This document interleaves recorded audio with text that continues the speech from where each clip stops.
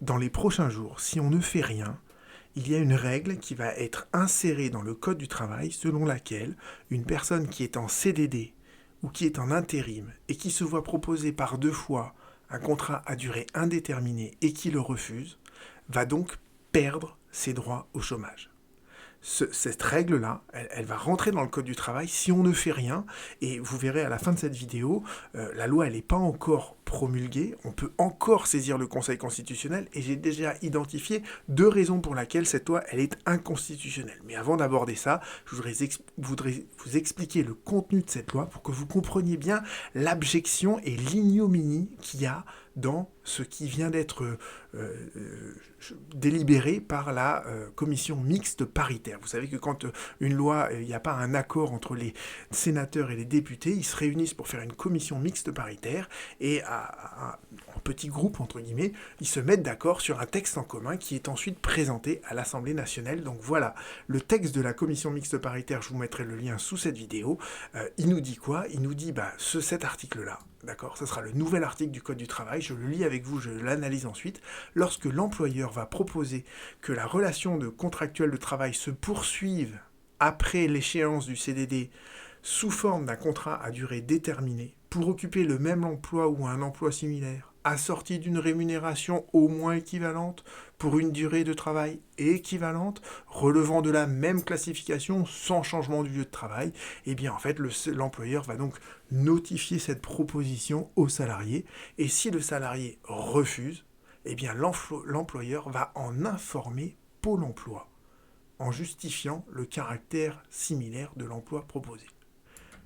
C'est pas tout. Donc si on décortique ça déjà, vous avez un salarié qui est en CDD, l'employeur qui va lui proposer un CDI sur un emploi identique ou similaire. Similaire, c'est vague, ça veut rien dire. Une rémunération qui n'est pas forcément identique, mais qui est équivalente, c'est vague aussi. Un temps de travail qui n'est pas identique, mais qui est simplement équivalent. Vous voyez, le flou, il est partout. Il est sur l'emploi lui-même, sur la rémunération, sur le temps de travail, il est même sur les fonctions. Les fonctions ne sont pas identiques, elles sont simplement, elles relèvent de la même classification, et je vous renvoie à ma vidéo sur la modification du contrat de travail. La seule chose qui est identique, c'est le lieu du travail, d'accord? Et sous réserve de proposer grosso merdo, on peut pas dire autrement, un truc qui est à peu près équivalent à ce que le salarié en CDD faisait avant, et bien en fait, l'employeur donc fait cette proposition par écrit, et si le salarié refuse, et bien l'employeur, il a une obligation de délation au niveau de Pôle emploi. Là, on tombe dans les périodes les plus sombres de notre histoire. Vous voyez, l'obligation de délation de l'employeur vis-à-vis de Pôle emploi, on ne connaissait pas ça avant, quoi. Vraiment, c'est horrible. Et surtout, ce qui, moi, me révolte, mais qui me bouleverse, en fait, c'est que c'est facile de taper sur les plus faibles. Parce que les plus faibles, ceux qui sont en CDD, ils n'ont pas les moyens de se défendre. Ils sont précaires, quoi.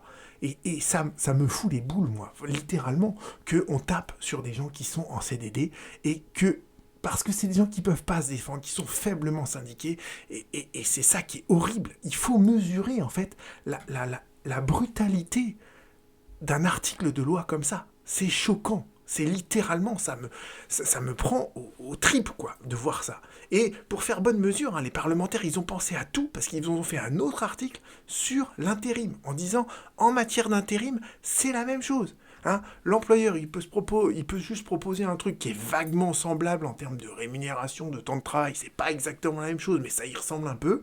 Et si le salarié en intérim refuse, eh bien l'employeur va dénoncer ça auprès de Pôle emploi. Donc à nouveau, on tape sur les plus faibles, on tape sur les précaires, on tape sur ceux qui ne peuvent pas se défendre. Et encore une fois, c'est de la brutalité pure tout ça. Et là où on sombre dans l'abjection, dans l'horreur, dans l'ignominie, quoi. Vraiment, il n'y a pas d'autre mot pour dire ça. C'est qu'ils ont rajouté un autre article derrière, ils ont complété en fait un article du Code du travail sur l'assurance chômage en disant si le salarié, il a refusé à 2 reprises pendant 12 mois consécutifs une proposition de contrat de travail comme ça, eh bien, on va lui supprimer son allocation de chômage. D'accord? La seule exception à ça, c'est si les propositions de CDI qu'on lui a fait ne rentrent pas dans le cadre de son projet personnalisé d'accès à l'emploi. Donc voilà, la règle, elle est claire, d'accord? Sur 12 mois, vous faites 2 refus de CDI, on vous supprime le chômage, et donc vous avez très très très très intérêt à bien définir votre projet de personnalité d'accès à l'emploi, parce que c'est la seule chose, c'est votre bouée de sauvetage qui vous sauvera de la perte de vos allocations chômage. Donc il faut vraiment aller voir la NPE pour négocier avec eux, pour négocier avec Pôle emploi un PPAE qui soit vraiment digne de ce que vous méritez. Alors, ça, c'est ce qui est prévu dans le projet de loi, d'accord? Mais si vous connaissez des parlementaires qui sont dans l'opposition, je me fous de savoir quelle est l'opposition à laquelle vous vous référez, d'accord? Peu importe. Il faut contester ces 2 articles de loi devant le Conseil constitutionnel et je vous donne les 2 arrêts du Conseil constitutionnel qui vous permettent de le faire. J'avais fait une vidéo sur l'augmentation du forfait, l'augmentation forcée du prix d'un forfait de téléphonie mobile. Et je vous avais évoqué dans cette vidéo un arrêt du Conseil constitutionnel, qui est un arrêt très important de 2013, dans lequel, en fait, le Conseil constitutionnel, pour la première fois, a dit la liberté contractuelle, elle a une valeur constitutionnelle. Et la liberté contractuelle, c'est 3 choses. C'est d'abord la liberté de conclure ou de ne pas conclure un contrat. Et vous voyez bien que l'article de loi en question, là, hein, il ne vous donne pas vraiment la liberté de ne pas conclure un contrat, parce que si vous ne concluez pas le CDI qu'on vous propose, eh bien en fait vous perdez vos droits au chômage. Deuxièmement, la liberté contractuelle, c'est la liberté de choisir son co-contractant. Donc là, en fait, on vous impose de rester avec le même employeur. Donc ça, c'est une deuxième atteinte à la liberté contractuelle. Troisième atteinte à la liberté contractuelle, c'est que normalement, vous êtes le salarié, il doit pouvoir choisir le contenu de son contrat. Ce qui n'est pas le cas ici, puisque le contrat, il a été entièrement prédéfini par l'employeur, qui rédige un truc qui est sensiblement pareil en termes de rémunération, de temps de travail, de fonction, de classification.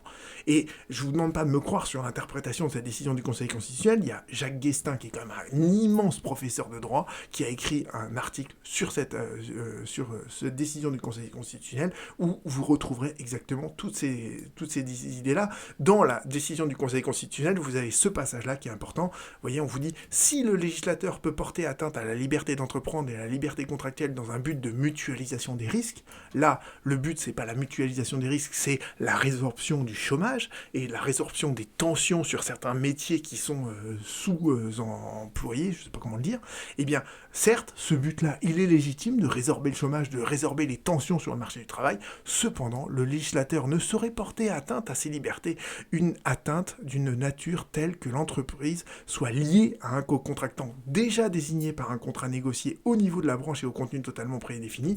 Vous transposez ce passage-là en jaune sur la situation actuelle et on vous dira que le législateur ne peut pas porter atteinte à la liberté contractuelle du salarié en le liant de manière forcée à un employeur qui aurait déjà prédéfini tout le contenu du contrat. Donc vous voyez que cet arrêt du Conseil constitutionnel, il se transpose parfaitement à la situation en vigueur. Donc je pense que déjà là, il y a un motif d'inconstitutionnalité qui est absolument évident. Il y a une autre décision qui est très importante, c'est à propos de la crise sanitaire, d'accord? La décision du 5 août 2021, que j'ai largement analysée sur cette chaîne, je vous avais dit que, eh bien en fait, on avait dit que les CDD, les gens en CDD qui ne présentaient pas le pass sanitaire, leur CDD était rompu d'office. Et voilà, le Conseil constitutionnel nous a dit, les salariés, qu'ils soient en contrat à durée indéterminée ou en contrat à durée déterminés, sont tous exposés au même risque de contamination. Donc, le défaut de présentation d'un pass sanitaire par un CDD, c'est pas une cause automatique de la rupture de ce contrat à durée déterminée, parce que si on fait ça, eh bien, on institue une différence de traitement entre les salariés selon la nature de leur contrat, qui n'a aucun lien avec l'objectif poursuivi. Pour résorber le chômage, les tensions sur certains métiers, d'accord, on ne va pas distinguer entre quelqu'un qui est en CDD ou en CDI. Donc les parlementaires, à l'heure actuelle, ils ont fait cette espèce d'abjection atroce qu'ils veulent insérer dans le Code du travail, mais je vous en prie, j'espère que les oppositions feront leur boulot pour que ce soit censuré par le Conseil constitutionnel, parce que vous avez 2 décisions devant vous qui sont imparables. Donc faites circuler cette vidéo, partagez-la avec tous les parlementaires que vous connaissez pour qu'on en finisse avec ce genre d'immondice juridique, il n'y a pas d'autre mot. À bientôt.